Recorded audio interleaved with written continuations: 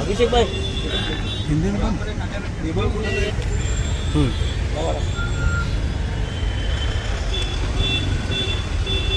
महाराष्ट्रात रिक्षा चालकांना मराठी आली पाहिजे।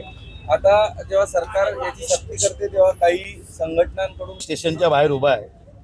या ठिकाणी अनेक उत्तर भारतीय, अनेक दक्षिण भारतीय जे या स्टँडवरून रिक्षाचा व्यवसाय करतात, अनेक वर्ष ते या मुंबईमध्ये राहतात, त्यांना मराठी बोलता येतं, ते मराठीमध्ये बोलतात।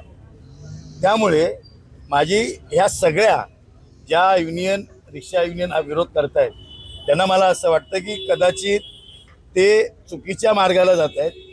आज व्यवसाय असायला पाहिजे आमची भूमिका आहे, परंतु या ठिकाणी महाराष्ट्रात येऊन जर मराठी शिकता आलं नाही तर शिकलं पाहिजे, हे माझ्या माननीय राजसाहेबांचं म्हणणं आहे।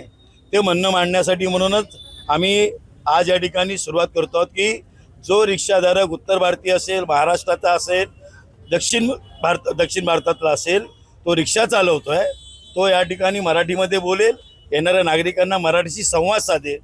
हा कार्यक्रम आज पूर्ण मुंबईमध्ये आम्ही सुरू करतोय। आज गोरेगाव मालाड येथून आमची सुरुवात होते। तुम्ही जो स्टिकर प्रत्येक रिक्षावाला आपल्या स्वतःच्या हाताने मला मराठी समजते, मला मराठीमध्ये बोलता येते, माझ्या रिक्षामध्ये या आणि बसा, अशा पद्धतीचं आव्हान सर्व जनतेला ते या माध्यमातून करू पाहत आहेत।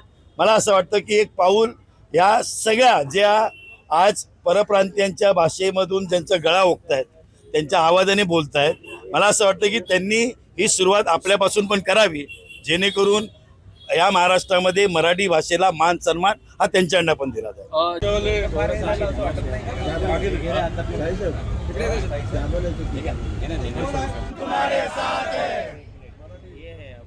महाराष्ट्र निर्माण सेनेचा